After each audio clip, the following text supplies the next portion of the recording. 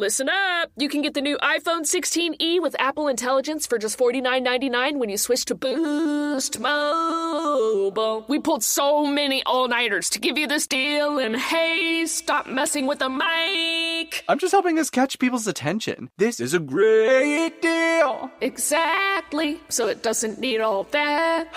Fine. Head to your nearest Boost Mobile store right now. Visit your nearest Boost Mobile store for full offer details. Apple Intelligence requires iOS 18.1 or later. Restrictions apply. J'ai un peu l'impression que parfois j'ai des lubies, que je suis un peu fantasque et que si je m'écoute trop, je vais me mettre à claquer toute ma thune en fait et mon argent. Et donc je trouvais ça, ça me faisait peur de lâcher la bête et de finalement m'autoriser plein de trucs et de me dire j'ai envie de ça, bam, j'achète. Voilà, c'est ce truc-là vraiment où j'arrivais pas à placer le curseur et donc je verrouillais. Exécuté par Qui? Fabrice Florent. Bonsoir, bonjour, bon après-midi à toutes et à tous et bienvenue dans ce nouvel épisode d'Histoire d'argent. Chaque mardi et chaque vendredi à partir de 6h du matin, on discute avec mes invités de leur rapport à l'argent. Comment le perçoivent-ils, comment ils le gagnent, comment ils le dépensent, comment ils l'appréhendent tout simplement. Alors je suis Fabrice Florent et mon métier c'est de faire parler les gens. Je fais parler de mes invités de leur intime parce que je suis convaincu que l'intime est bien plus universel qu'on ne le pense. Vous verrez, vous vous reconnaîtrez peut-être dans les histoires des gens qui parlent dans mon micro alors qu'ils racontent leur histoire. Je fais donc parler des gens, plutôt dans des podcasts de conversation sur divers sujets. Des pères de paternité, des mères de maternité, des célébrités de leur parcours vers le succès, des hommes de masculinité et aussi, bien sûr, des gens de leur rapport à l'argent. Je fais aussi un talk show avec ma partenaire Mimi Hegel qui s'appelle le Fab et Mimi Show. Bref, vous retrouverez tous les liens dans les notes de cet épisode si vous voulez découvrir ces autres podcasts. Et d'ailleurs, si vous découvrez mes podcasts, je fais pas mal d'autres choses. Allez donc voir ça sur mon site internet fabflorent.com, fabflorent.com. Si mes podcasts et mon travail vous aident d'une manière ou d'une autre, alors vous pouvez m'aider en retour en m'envoyant un don en argent sonnant et trébuchant avec votre carte bleue ou alors en vous abonnant à mon Patreon à partir de 5€ par mois. Vous trouverez les liens dans les notes de cet épisode, merci d'avance, c'est très cool. Enfin, si vous aimez le podcast, vous pouvez vous y abonner, mettre un chouette commentaire et 5 étoiles au podcast sur votre appli de podcast préféré, en particulier si vous écoutez sur Apple Podcast ou Spotify. Et surtout, partagez cet épisode et ce podcast autour de vous s'il vous a plu. Je suis sûr que vous connaissez des gens que mon travail pourrait intéresser. Vous pourrez également venir commenter avec mes auditrices et mes auditeurs chaque épisode directement sur mon Discord. Je vous invite à aller découvrir Discord, c'est un petit logiciel génial qu'il faut installer sur son téléphone ou sur votre ordinateur. En fait, vous pouvez me suivre sur les différentes plateformes et réseaux sociaux et trouver toutes les infos pour me contacter dans les notes de cet épisode. Merci d'avance et bonne écoute. Salut Chloé, bienvenue. Salut Fab. Comment ça va ? Ça va très bien. Alors il faut que tu mettes le micro, voilà, c'est près de ta bouche, ok, afin que les gens puissent t'entendre correctement. Chloé, c'est un épisode un peu spécial pour moi puisque c'est la première fois que j'interviewe dans l'Histoire d'argent une de mes clientes, une de mes anciennes clientes en fait. T'as fait un accompagnement avec moi, t'as été l'une des toutes premières, je crois d'ailleurs, à le réserver, tu vois, sur l'internet. Donc merci beaucoup pour ta confiance, c'était cool. Pas de rien, c'était super. Et en fait, c'est d'autant plus chouette de t'avoir là que j'ai vu en l'espace de 2-3 mois que t'as fait des bonds en avant assez spectaculaires, quoi. T'as taffé. T'as pris cet accompagnement à bras le corps et tu t'es dit ok, on va y aller, quoi. Bah ouais, mais il fallait. Il y avait un besoin urgent de faire quelque chose. Est-ce que tu peux expliquer un petit peu quel était ton objectif à la base, tu vois, avec quelle idée t'étais venu, peut-être avec quelle idée t'avais en arrivant, et peut-être, je sais pas, au fil de l'eau, comment ça a évolué pour toi, ce que finalement cet accompagnement t'a apporté, puis après on racontera ton histoire avec l'argent, parce qu'il y a plein de choses à dire. Je pense que je suis venue en me disant que je cherchais à décoincer un truc parce que j'avais beau écouter tous les podcasts, à chaque fois j'avais du mal à peut-être appliquer les conseils que tu donnais ou à me dire tiens, dans cette situation qu'est-ce que je ferais. Donc je sentais que ça coinçait un peu et que j'étais là sur mon tas d'or à pas savoir quoi en faire et je me sentais bien qu'il y avait un petit souci. Et donc je me suis dit que tu serais sûrement un bon accélérateur pour me donner des clés et voilà, me rendre plus heureuse et réussir à dépenser mes sous finalement. T'avais pas mal d'argent de côté parce ça, que ouais. En gros tu fais du design aujourd'hui, c'est ça ? Ouais, je suis designeuse, je fais des vitrines Et donc, bah ouais, je suis en auto-entreprise et donc ça soulève aussi quelques petites questions de comment on se rémunère. Et puis, en fait, j'ai perçu le chômage là pendant 2 ans. Enfin, ça se termine en janvier, donc c'est pour ça que je suis allée te voir très vite en septembre en me disant oula, ça s'arrête bientôt. Faut peut-être que je vois comment je fais après. Ouais, tu voyais le stress arriver, c'est ça? Ouais, c'est ça. Je me disais mais comment je fais alors que j'avais mis plein de sous de côté, mais malgré tout, c'était inquiétant pour moi. Parce que tu gagnais de l'argent, en fait, ta boîte elle marche, Ouais, j'ai des clients, j'atteins l'objectif de chiffre d'affaires que je m'étais fixé cette année, mais ça reste une activité assez récente et donc... Ça fait 2 ans ça fait 1 an et demi que je gagne de l'argent avec ma boîte parce qu'au début, il a fallu le temps que je sache où je mettais les pattes et comment je me débrouillais avec tout ça, que je trouve des clients notamment. Et donc voilà, c'est ce qui s'est passé. C'est passé et on a travaillé ensemble notamment sur comment faire pour dépenser cet argent, ce qui est quand même... Bah ouais. C'était très dur pour toi de le dépenser, quoi. Bah j'ai vraiment un truc de contrôle où je me demande si c'est raisonnable d'aller vers les dépenses dont j'ai vraiment envie. Donc je peux passer des semaines, des mois à me questionner en me disant mais est-ce que c'est la bonne dépense et c'est de la torture, franchement. Ouais. Parce que ça me prenait quand même beaucoup d'espace mental. Ouais. Et puis, tu passais non seulement du temps, mais tu passais aussi... Enfin, c'est surtout...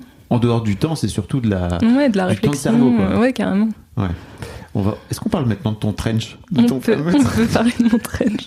Parce qu'en gros, Chloé, quand t'es arrivée, tu m'as expliqué que t'avais signé un contrat plutôt juteux, je crois, sur genre 10 000 euros, c'est ça, si je me souviens bien? C'était ça. Et tu m'avais dit, ouais, en fait, il y a un trench là qui me fait super envie. Et dans ta tête, c'était trop cher, donc c'était... c'était 600 euros. 600 euros. Et tu me disais qu'en fait, il y avait des paliers pour toi, pour lesquels c'était OK de dépenser normalement, quoi. Mais que ce palier-là, à 600 euros, c'était trop cher. Ouais, pour un vêtement, je trouvais ça vraiment excessif. Mais comme on a commencé l'accompagnement, je me suis dit que c'était un bon exercice aussi pour moi de voir ce que ça me faisait de l'acheter. Il y a eu une étape intermédiaire où je me suis dit, tiens, qu'est-ce que ça représente ? En fait, j'avais 60 000 euros sur mon compte et je me suis dit, bah tiens, je peux m'en acheter 100. Du coup, ça rendait le truc un peu ridicule. Je me suis même fait une planche que je t'ai partagée où j'avais mis 100 trench pour un peu visualiser ce que ça faisait. Donc je me suis dit, bon, ok, peut-être que je peux m'en acheter un. On va voir. Il me restera encore de quoi m'acheter 99 trench. Youpi. Et surtout, le fait de... Qu'est-ce que ça t'a fait à toi à ce moment-là d'aller acheter ce trench ? Bah j'étais un peu contente quoi, mais en mode je suis en train de faire une bêtise. Genre je transgresse une limite quoi finalement. Ouais, une limite qui est la mienne, toute seule, oui. Clairement. Mais en fait ce trench j'avais passé je sais pas 3 ans à fantasmer dessus, donc c'était un truc que je traînais dès que c'était l'automne j'étais là genre oh, il est beau ce trench. Ah, tu me l'avais pas dit ça. Comme ça garde des surprises. Ça faisait 3 piges. Oh mon Dieu. C'était trop. Waouh, ok. Ça faisait 3 automnes finalement. Ouais. Et du coup, je l'ai acheté, je l'ai porté 2-3 fois. Et en fait, plot twist, je me suis rendu compte que je l'aimais plus tant et que c'était plus tant en accord avec mon style actuel. Donc la session d'après, t'es venue avec le trench là, donc t'étais plus trop contente. Classe et tout.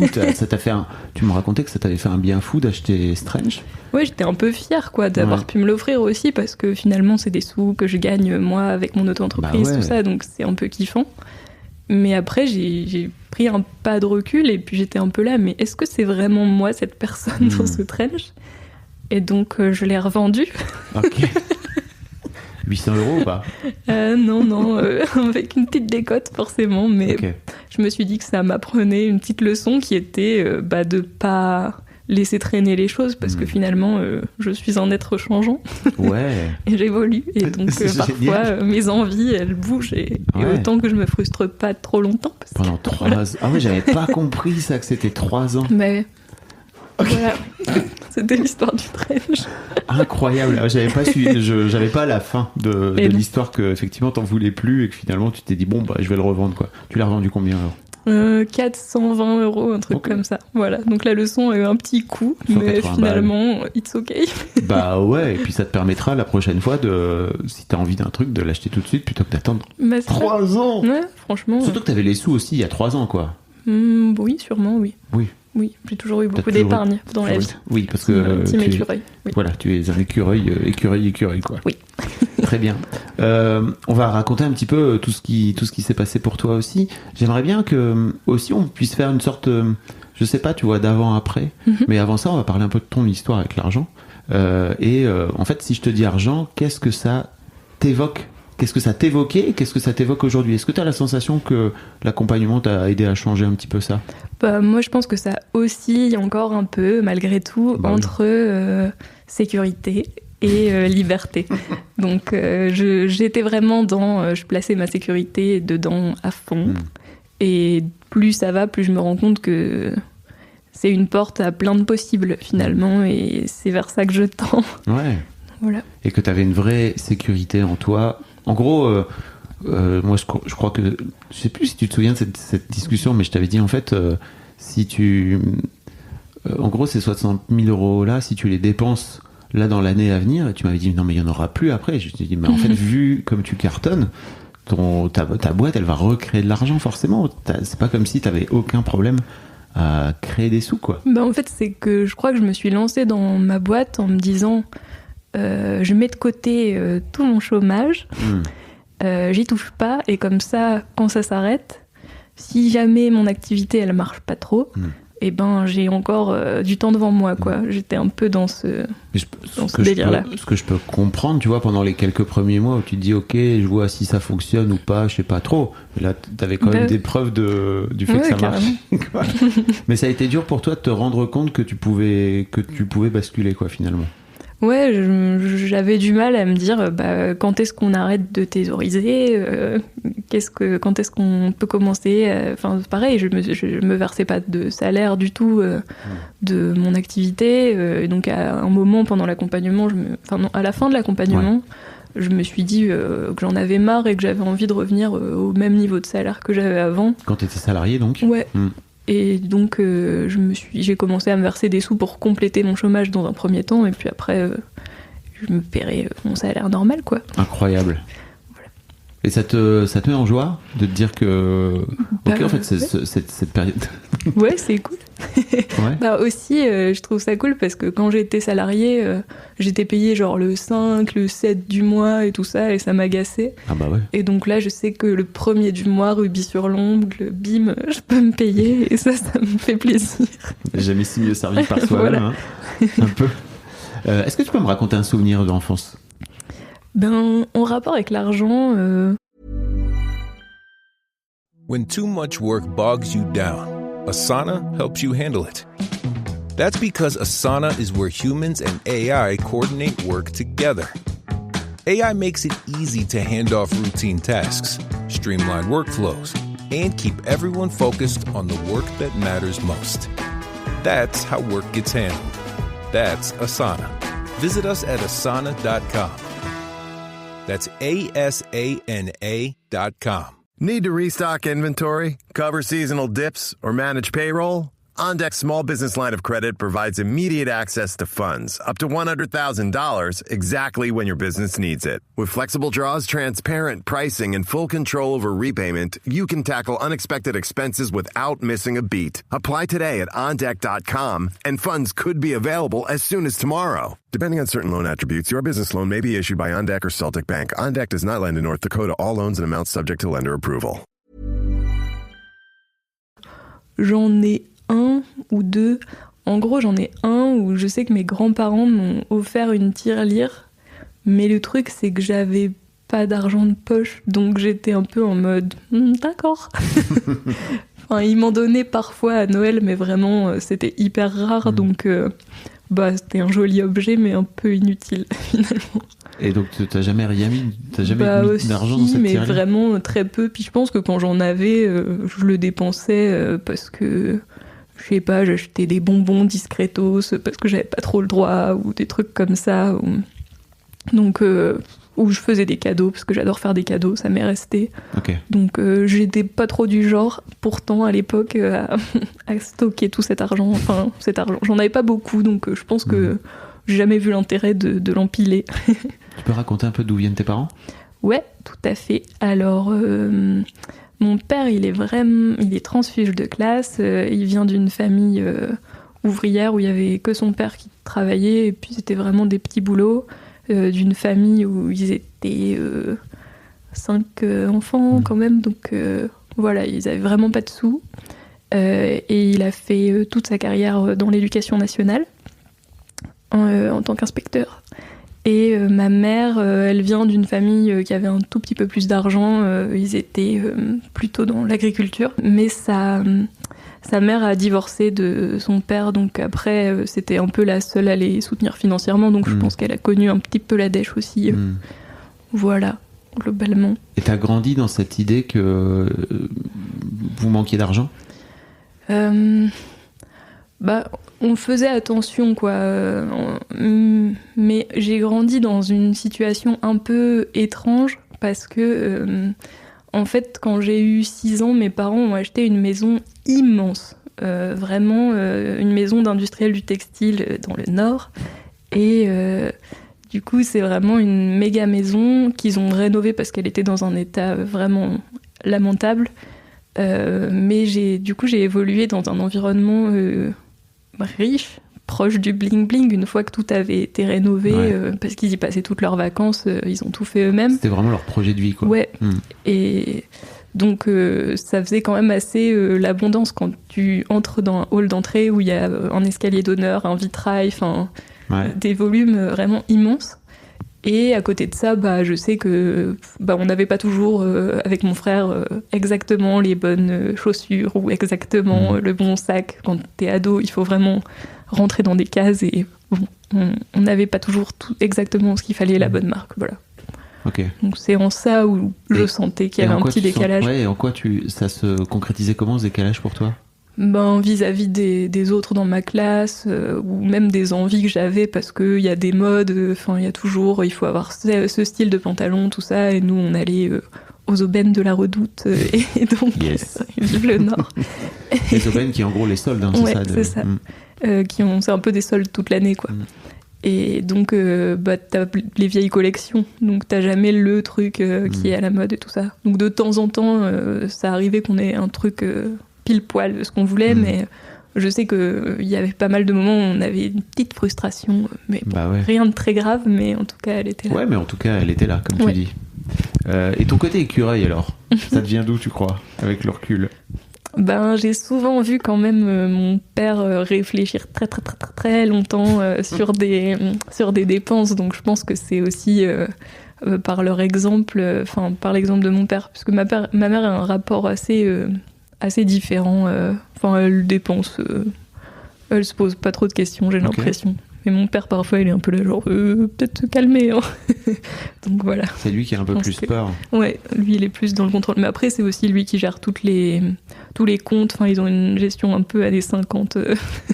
Tu veux dire quoi ? Je sais pas, genre, c'est lui qui gère l'argent, la déclaration aux impôts. Elle s'y intéresse pas du tout, en fait. Ah ouais. Et ça lui va très bien comme ça. C'est pas un sujet pour elle, non. L'argent. Voilà. Ok. Donc, et toi, t'as grandi là-dedans ? Oui, tout à fait. Et comment t'as l'impression que ça t'a impacté en tant que jeune femme, de voir ta mère être là ? Moi, l'argent, c'est pas pour moi, ça m'intéresse pas. Moi, j'ai un peu fait pareil. Par exemple, mon frère, je pense que c'est plus un sujet pour lui. Il s'y est pas mal intéressé. Il a fait une école de commerce et il a commencé à vouloir investir dans l'immobilier parce que c'était un peu ça l'exemple de mes parents. Et moi, par exemple, je me suis aperçue que ça m'intéressait pas et que j'avais jamais posé de questions, que j'avais jamais demandé à mon père de m'expliquer comment ça fonctionnait.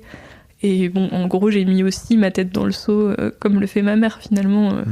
J'étais un peu contente d'avoir mes premiers salaires et de pouvoir vivre ma vie à Paris. Et je me posais pas plus de questions que ça. Juste, j'entassais au cas où mon argent sur mon compte en banque. Et ça voulait dire quoi, ce au cas où ? C'était qu'est-ce qui te mettait derrière comme valeur ? Je sais vraiment pas, parce que honnêtement, je sais que je suis vraiment dans la panade. Mes parents, ils sont là, quoi. Donc, je pense que c'était si jamais je veux faire un investissement immobilier, c'est mon apport, je sais pas, des trucs comme ça. En fait, je savais pas exactement quoi en faire. Et en même temps, je le dépensais pas en me disant je vais faire un super voyage. Juste, j'étais là, j'ai des sous, c'est super. Et t'avais l'impression que ça te sécurisait, donc. C'est ça. Ouais, ça me rassurait, je pense. Ouais. Et en fait, le fait que... Qu'est-ce qui... Ouais, donc tu m'as raconté dans l'accompagnement que t'en avais marre de ton boulot, finalement. Ce qu'on appelle plus communément dans cette société désormais le bore-out. C'est ça ? Bah, c'est pas vraiment que j'en avais marre, mais c'est surtout que j'en avais plus vraiment. En fait, la société pour laquelle je travaillais, elle avait eu quand même un petit coup dur avec le Covid, et il y avait plus de personnes pour me donner du travail et plus de personnes à qui je donnais du travail. Wow. Une fois le Covid passé. Donc moi j'étais là en train d'essayer de faire des trucs, mais bon, il y a un moment je me suis ennuyée ferme, et donc j'ai fini par leur demander une rupture conventionnelle parce que ça m'allait pas de ne rien faire. Mais j'imagine que ça n'a pas été facile pour toi, tu le racontes là comme non. ça. Non, franchement, j'ai fait tout ce que j'ai pu. J'ai même été jusqu'à m'auto-briefer parce que je travaillais dans la maroquinerie de luxe, donc je dessinais des sacs. Donc j'allais voir chez les concurrents et puis je disais alors Chloé, tu vas imaginer un sac qui ressemble à ça. Après je le dessinais et puis après ça s'arrêtait parce qu'il n'y avait plus de prototypistes pour le fabriquer. Donc c'était un peu court. Mais oui, je l'ai pas bien vécu. Enfin, en fait, il y a eu un jour où je suis allée au bureau et j'avais épuisé toute ma to-do list imaginaire, et donc j'étais vraiment là, je suis partie en pleurs et j'étais là, waouh, ça va plus du tout. Donc mon médecin m'a arrêtée, et après cet arrêt et les vacances d'été, j'ai fini par me dire bon, la sécurité du CDI versus la santé mentale, qu'est-ce qu'on choisit ? Donc j'ai décidé de demander une rupture conventionnelle, et ils ont été assez sympas pour me l'obtenir. Ça n'a pas été trop dur pour toi de te lancer comme ça à ton compte ? Ben aussi, parce qu'au départ, j'ai commencé par chercher est-ce qu'il n'y a pas un petit CDI pour remplacer celui-là.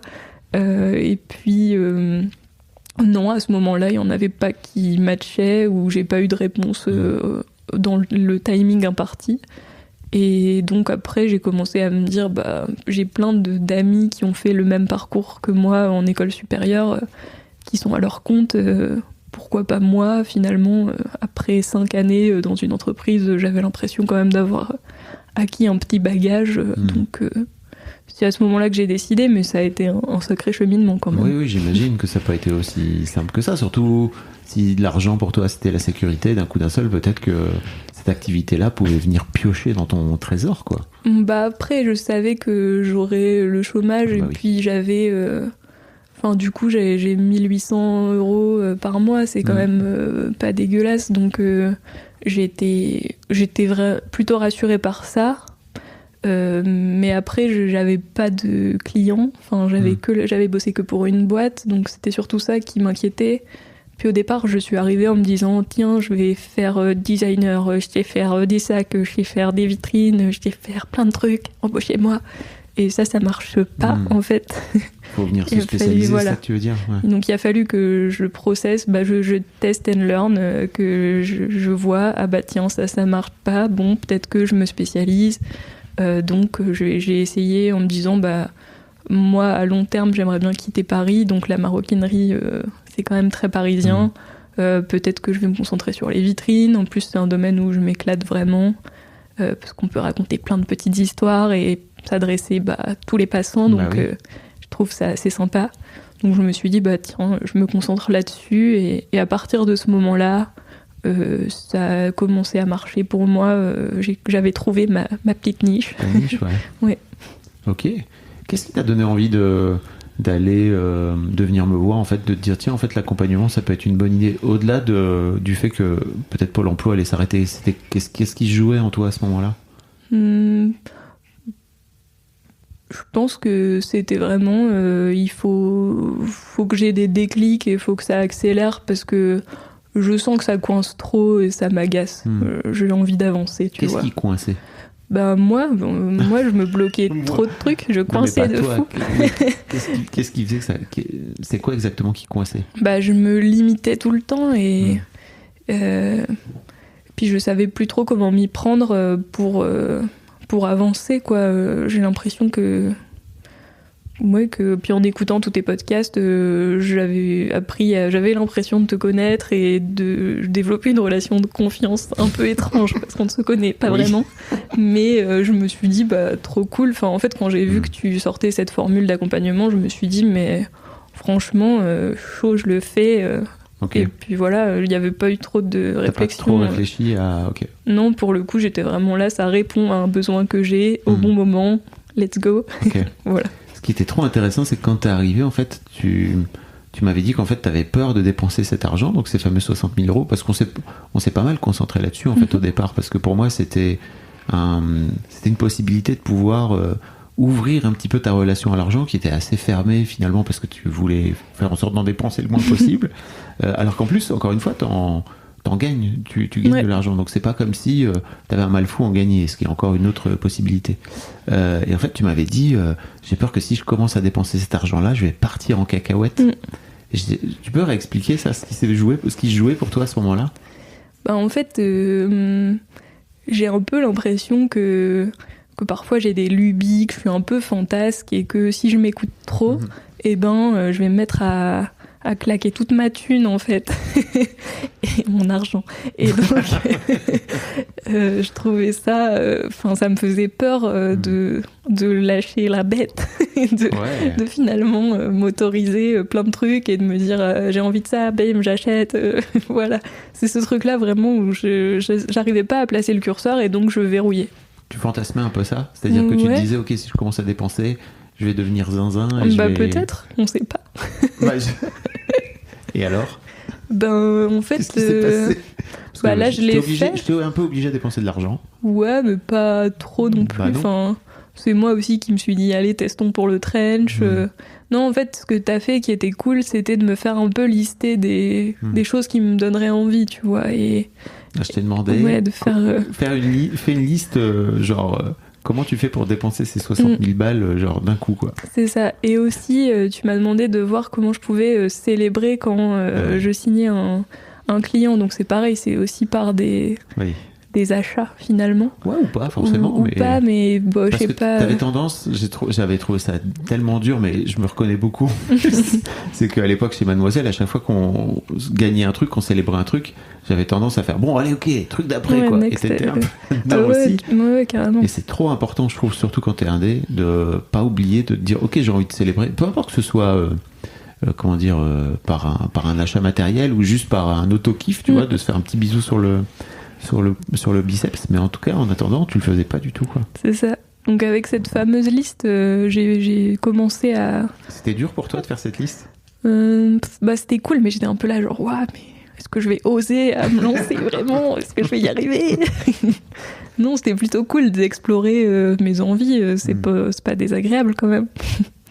C'est pas désagréable ou c'est agréable? Non, c'est agréable. C'est qu'après, je savais qu'il fallait que je me lance, donc il y a une petite peur quand même derrière.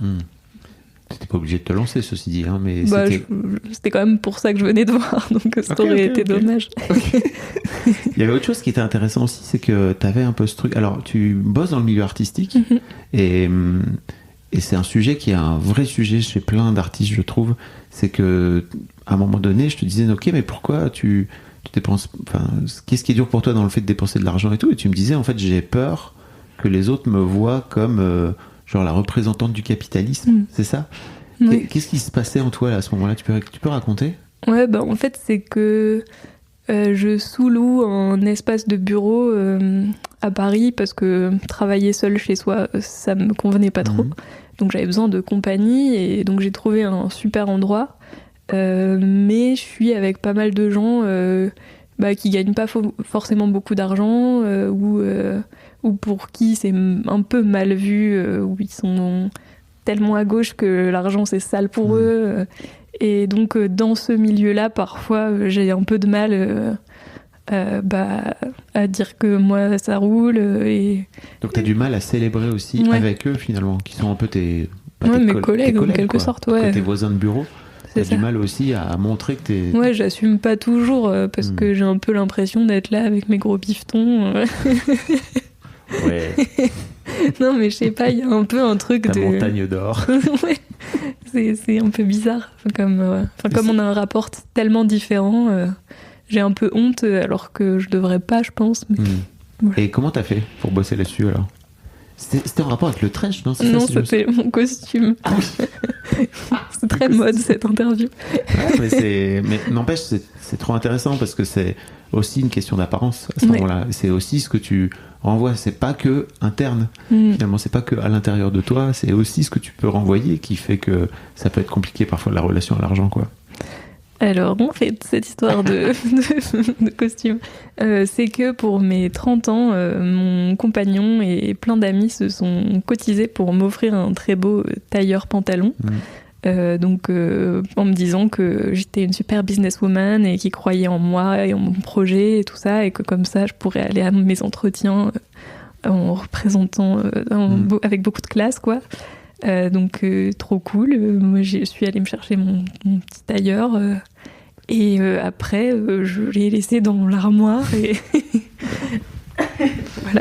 Je veux boire un petit coup. Moi je veux bien. Voilà, en gros j'avais du mal à sortir mon tailleur parce que j'ai pas non plus des tonnes de rendez-vous professionnels. Maintenant ça roule, du coup j'ai souvent les mêmes clients où on fait des visios, donc j'ai pas à sortir la veste pour les impressionner. Voilà, personne ne le saura. Et donc tu m'as demandé pendant cet accompagnement, comme on avait parlé du tailleur, d'aller à mon bureau avec cette tenue et de voir ce que ça faisait. Mais finalement... Qu'est-ce qui s'est passé ? Rien de spécial. Ils t'ont jeté des cailloux ? Non, ils sont très gentils. Non, j'étais... puis je me sentais bien. Il est quand même super beau. Il vient de plein de gens que j'aime. Donc, mais grave. Pas du tout. Je me sentais plutôt classe. Et tout le monde m'a dit que j'étais belle dans mon tailleur. Donc, c'était cool. Ça t'a valorisé un peu ? Tu t'es sentie valorisée aussi ? Ouais, plutôt. Ouais. Non, mais... C'est idiot, mais pour moi, ça fait partie aussi des trucs sur lesquels qui sont importants. En tout cas, qui étaient importants pour toi, tu vois, de voir un petit peu comment tu pouvais aussi te sentir valorisé dans ton métier, quoi. Parce que je sentais qu'il y avait un truc aussi où tu avais tendance à faire un travail de ouf, parce qu'en fait, tu gagnes de l'argent, tes clients ont l'air tous contents et tout. Et de ce que tu me racontais, ça se voyait pas forcément dans ton attitude vis-à-vis de ton boulot, quoi. Ouais, mais après, ce que l'accompagnement a aussi fait émerger, c'est la notion que je me rendais compte que j'étais pas encore exactement là où j'aimerais être. Je me suis rendu compte pendant cet accompagnement que j'étais pas encore très contente de moi, au bon endroit, très alignée avec ce que je faisais au quotidien. Donc c'était une chouette prise de conscience que tu m'as aidé à avoir. Où est-ce que tu veux aller alors ? Tu veux le dire ici dans ce podcast ? Ouais, allez, j'avoue. Un statement. En fait, je dessine des vitrines pour des clients, mais j'aimerais bien développer davantage mon style pictural et faire en sorte d'avoir des vitrines où les décors ils sont dessinés, illustrés par moi. Et là, selon les marques pour lesquelles je travaille, ça se prête pas forcément, donc... En fait, il faut que je fasse un petit taf de mon côté avant de pouvoir dire coucou, c'est ça mon style, voilà ce que je peux vous proposer. Tu as fait une école d'art, hein. On l'a pas expliqué, mais oui, j'ai fait une école de design. T'es une artiste. Tout à fait. Mais oui. Tout à fait. C'est moi l'artiste. Ouais, c'est important de le revendiquer, quoi. C'est plus simple aujourd'hui ? Ouais, ça va. Ça va.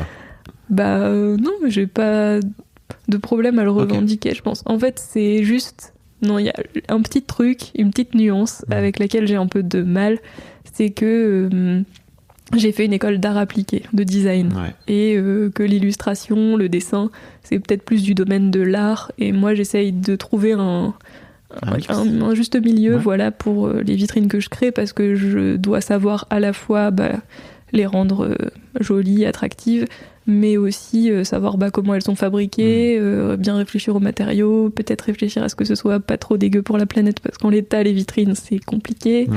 Voilà, donc il y a des tas de sujets qui touchent à la fois au design et à l'illustration. Trop bien. Pour mon projet du futur. C'est quoi alors ton projet du futur? Enfin, c'est ça, de développer Moi, des je me vitrines. souviens que tu m'as dit que tu voulais être une star du design. Hein. Ah oui, c'est vrai. Ah oui, c'est vrai. Ah, j'avais Ah, oublié. Tu l'as écrit hein, sur ton Ouais, carnet. je l'ai écrit. Tu t'en Après, souviens le dire tout haut et dans un micro, c'est autre chose. C'est pour ça que tu viens là. Qu'est-ce que... En fait, je me demandais un petit peu, parce que je vois bien en fait le chemin qui s'est passé pour toi entre le moment où t'es arrivé et le moment où t'es en train de me dire en fait, en vrai, j'ai vraiment envie d'être une vraie star du design. Qu'est-ce qui se joue pour toi à ce moment-là? This back to school, hear your teen say something you never thought possible. Thanks, Ma. Come to your Boost store and take home iPhone 15 with its amazing camera and all-day battery for only $99.99. Perfect for back to school. Thanks, Ma. You won't get tired of hearing it. Visit your nearest Boost store. Requires ID verification, port in and activation on $60 per month plan and $35 device setup fee. Taxes extra. Et ben, je pense que, je sais pas, j'ai l'impression que je suis une personnalité un peu timide, un peu effacée. Et donc, regarder en face ce truc de, en fait, j'ai envie d'être reconnue dans ma profession et qu'on voit mon travail et qu'il plaise, etc.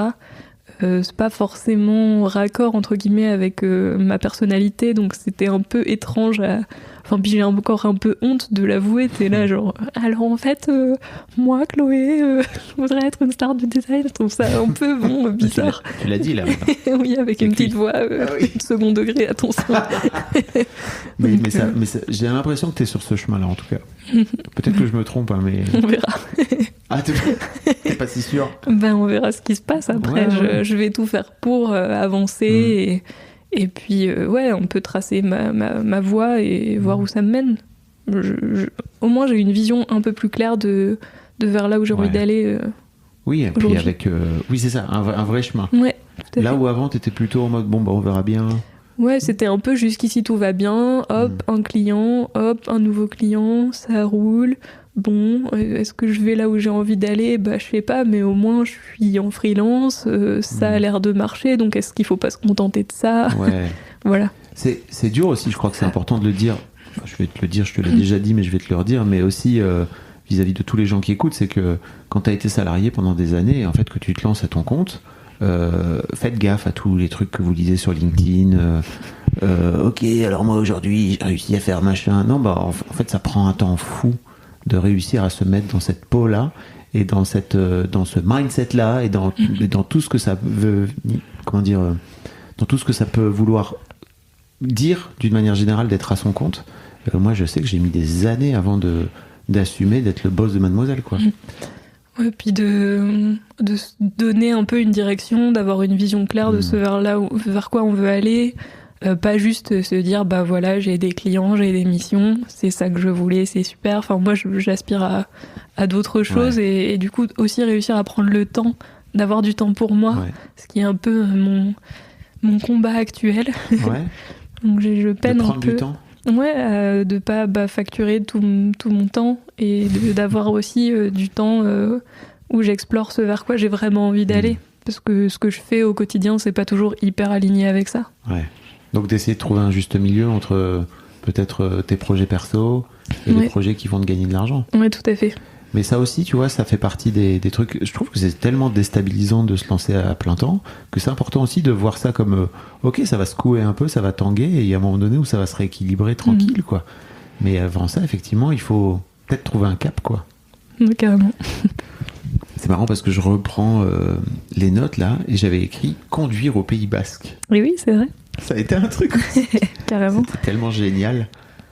Bah aussi, en fait, c'est que pour l'accompagnement, tu demandes notre objectif à terme. Et moi, mon objectif à terme, c'est de quitter Paris pour m'installer dans les Landes, le Pays Basque. Donc l'idée, c'est que j'aimerais aller m'installer dans les Landes, le Pays Basque, et continuer d'exercer ma profession à cet endroit-là. Et bah, pour ce faire, il y avait pas mal d'éléments. Déjà, je pense que me lancer à mon compte, c'était un premier pas, parce que je pourrais normalement travailler de n'importe où. J'essaye de le faire de plus en plus et de pas aller être en présentiel chez mes clients, qu'ils apprennent à m'oublier et à me parler à travers des écrans. Ouais. Et ensuite, il y avait un autre gros dos qui ne paraît pas lié à l'argent, et pourtant, je ne sais pas ce qui s'est passé. Mais en fait, j'avais une vraie peur liée à la conduite. Et donc, j'ai fait plein de choses en me disant, le jour où je m'installe dans le sud-ouest, je vais absolument avoir besoin d'une voiture et de conduire. Donc, j'avais repris des leçons de conduite. J'ai acheté une petite voiture qui est chez mes parents. J'ai à boîte automatique. On va pas se compliquer trop la vie non plus. Voilà, j'avais fait en sorte de me simplifier le game parce que c'était déjà pas simple. Et en fait, je calais vraiment sur la notion de conduire et de me faire confiance. En fait, j'avais vraiment ce truc de j'ai peur d'être un danger public sur les routes, et donc ça m'angoissait terriblement de conduire. Donc un jour tu m'as envoyé un message: coucou, je suis au volant de ma petite Peugeot. Oui, tout à fait. Alors bien sûr tu étais garé. J'étais garée, j'avais ma ceinture, tout allait bien. Pour m'envoyer ce message, et ça m'a trop touché en fait, parce que j'ai vraiment l'impression qu'il y a un truc qui s'était décoincé chez toi, ou c'était pour le mariage, c'est ça, de ton frère. T'as conduit les gens entre la gare et chez tes parents. Incroyable, quoi. Ouais, mais c'était trop drôle. Puis même moi, je me voyais en train de les conduire et je me disais, de toute façon, faut pas que je les fasse flipper, les pauvres. Faut que je sois un peu en maîtrise. Mais en fait, en le faisant, je me suis dit, en fait, maintenant, c'est possible. Ouais. Mais je pense que c'est que pendant l'accompagnement, on a parlé du fait que j'ai toujours cette grosse problématique du lâcher prise et du contrôle, et je fluctue entre les deux, et donc on s'est dit qu'il fallait que j'aille plus vers le lâcher prise au moment de la conduite et de prendre plaisir finalement, et du coup j'y pensais en conduisant, et j'ai réussi, je ne sais pas comment, il y a eu un déclic, et c'était top. Moi je crois que je sais comment t'as réussi. Très bien. Tu t'es focalisé sur le truc que t'as envie de faire plutôt que sur ta peur, quoi. Ouais, et en fait ça aide vachement. Bon, je sais que ça peut faire recette à la con comme ça, d'expliquer comme ça, mais je trouve que c'est trop bien que tu testes, que tu vois comment ça peut marcher, plutôt que d'être juste focalisé sur oh mon Dieu, je suis un danger public, de te dire non, en fait ça fait des années que je conduis et je conduis bien, en fait il n'y a aucun problème, il y a aucun souci à avoir, quoi. Je t'ai aussi demandé d'aller moins sur tes apps, je sais pas si tu te souviens. Oui, sur mes apps bancaires. Tes applis oui, bancaires. carrément. En fait, ça s'est bien passé, mais c'était pas facile à faire parce que j'avais quand même le réflexe d'aller checker, mais c'est vrai que ça m'enlevait aussi une charge mentale. Enfin, je me suis fait un gros virement avant en me disant, comme ça, j'ai des sous, quoi que j'achète, et ça m'a tranquillisé pour le faire. Et aujourd'hui, ça va mieux, ou je continue de contrôler, je pense, mais comme j'ai plus de sous, de toute façon, je suis moins ric-rac, et enfin, comme je me verse en salaire, j'ai plus trop de problèmes parce que j'ai suffisamment pour mes dépenses quotidiennes, mes petits kiffs, les cadeaux que je veux faire, tout ça. Ok, trop bien. Il y a écrit dire je t'aime à tes parents aussi. C'est ta mission. Oui, ça n'a, pour les, je ne sais pas si pour les gens qui écoutent ça a du sens ou pas, mais pour moi ça avait tellement de sens de venir t'aider à ouvrir le cœur, en fait, tu vois, à ce moment-là, à tes parents, parce que je sentais qu'il y a tes parents ont eu une vie assez difficile, en fait. Tu me disais qu'ils s'étaient vraiment tués à la tâche. Oui, ils ont vraiment beaucoup bossé. Notamment, beaucoup bossé, mais dans cette maison aussi. Ouais, qu'ils ont voulu... dans leur travail et pendant leur congé. Pour cette maison, ils m'ont aussi un peu démontré la valeur travail.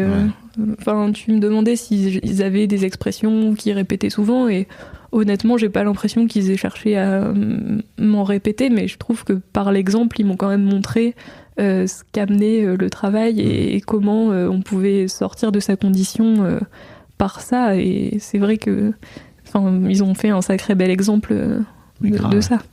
Donc je sais plus comment ça s'est goupillé, je sais plus, mais tu es allé les voir en week-end, c'est ça? En fait, il y avait le mariage de mon frère au mois de septembre, et donc je sais plus, déjà j'ai essayé de les convaincre de faire un petit discours pour mon frère, parce qu'en fait l'occasion se prêtait pas vraiment à ce qu'on prenne la parole pendant son mariage, mais je voulais quand même qu'on lui dise qu'on l'aimait et qu'il y ait un petit moment, comme ça s'y prête plutôt les mariages, j'ai l'impression, et donc je les ai un peu motivés à lui exprimer cet amour à cette occasion. Ça n'a pas été simple parce qu'on est très pudiques dans la famille.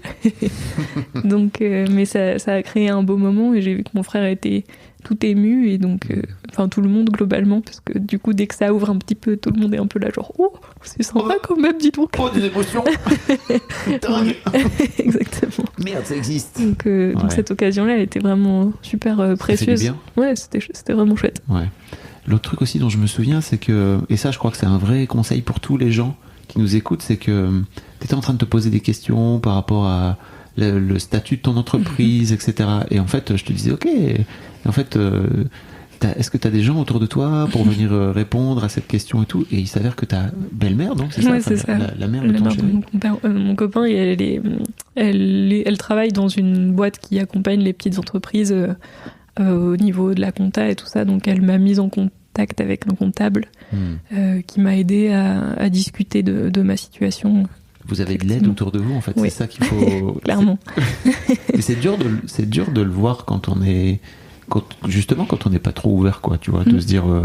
quand on regarde autrement, un petit regard sur le côté, d'un pas de côté, de se dire... Ah oui, c'est vrai, j'ai cette personne autour de moi, quoi. Mais non, puis ça a vraiment été super rapide et ça m'a pas mal aidé. Ok. Donc ouais, la dernière séance, on avait fait surtout sur le taf. Sur le taf. Et sur la star du design. Je me souviens très bien. Tu me racontais qu'il y avait un peu chez toi une peur de réussir. Ouais, je crois que... c'est toi qui m'avais dit t'aurais pas peur de réussir et j'avais eu une erreur système en mode mais comment est-ce qu'on peut avoir peur de réussir en fait, parce que c'est plutôt positif de réussir. Donc qu'est-ce qu'il y a derrière cette peur de réussir? Je pense que c'est un truc de je sais pas, j'ai pas forcément envie de trop, un truc ambivalent entre j'ai envie qu'on me voie, mais en même temps, je veux pas trop me montrer, je veux rester discrète, je veux pas qu'on me voit comme quelqu'un qui se la pète ou qui... voilà, j'ai un peu ce rapport-là qui est pas très aligné. Et de rester caché. Ouais, tout à fait. Tu veux qu'on en parle? On peut. Ouais, tu m'as raconté. Tu m'as partagé ça, je te remercie pour ta confiance. Bah oui. Parce que ça fait partie aussi, de ton histoire, certes, mais aussi de ton... Histoire avec l'argent. Finalement, c'est assez central. Donc, allons-y. Qu'est-ce qui s'est passé pour toi, alors? En fait, dans mon enfance, quand j'avais à peu près 6 ans, j'ai vécu des attouchements de la part de mon grand-père, donc de l'inceste. Et ça s'est produit à 2 reprises et finalement, après pas mal d'analyses, de psychothérapie et tout ça, je me suis rendu compte que les traumas, en fait, c'était comme un gros nœud auquel il y a plein de choses qui vont se rattacher et que dès qu'on détricote un petit peu, pouf, on est ramené à ce trauma et on se dit « Ah tiens, mais peut-être que ça vient de là, en fait, ce truc ». Et donc... je sais pas, je suis peut-être allée un petit peu vite sur cette question parce que, en fait, donc il y a eu cet événement et moi, ce que j'ai fait, c'est que je sentais bien que ça n'allait pas, que c'était... à 6 ans, on a tout à fait conscience que ça dépasse les bornes, que c'est pas OK. Mais en même temps, moi, j'aime ma famille, on est une famille extrêmement soudée. Et donc, j'ai pris la décision de garder le secret pour protéger mes parents. Super, vachement le rôle d'un enfant. Mais en tout cas, j'ai pris cette décision solennelle. Et donc, j'ai gardé ce secret très très lourd. Mais je pense que j'ai pu le faire aussi parce que y a un moment où j'ai oublié complètement. Je pense que le cerveau est pas trop mal fait. Oui. Donc après, il est là pour nous protéger, clairement. Ouais. Carrément, c'est fou. Après, je me débrouillais aussi quand on retournait chez mes grands-parents pour l'esquiver. Mon grand-père, pas me retrouver à côté de lui. Il y a une fois où ça n'a pas marché et ça s'est reproduit, mais la plupart du temps, je me débrouillais pour l'esquiver.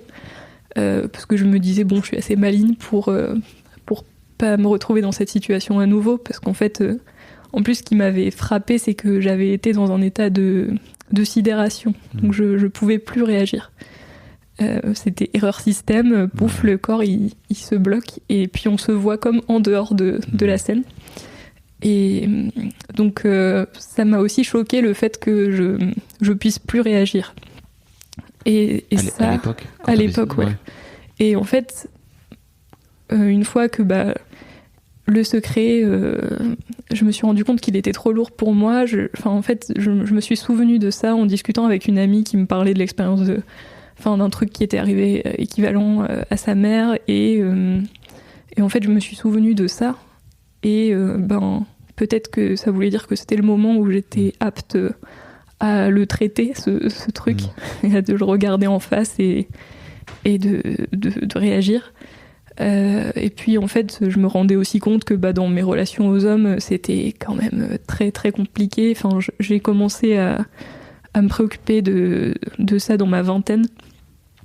Et donc j'ai commencé à aller voir une psy en lui disant oui, alors il s'est passé ça, je pense qu'il y a un petit souci du coup dans ma relation aux autres, mais j'aimerais bien ne pas en parler à mes parents parce que j'ai gardé ce secret pour les protéger, j'aimerais bien pas trop les faire souffrir en leur expliquant ce qui se passe. Donc elle m'a très vite fait comprendre que ça n'allait pas être possible si je voulais guérir finalement.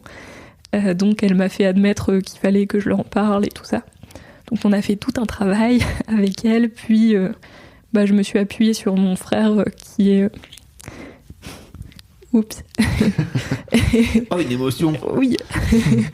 Qui est vraiment une personne que j'adore et dont je suis très proche. Donc je lui en ai d'abord parlé et puis il m'a aidé à trouver le moment avec mes parents. Finalement, ça a été un très beau moment. C'était très étrange.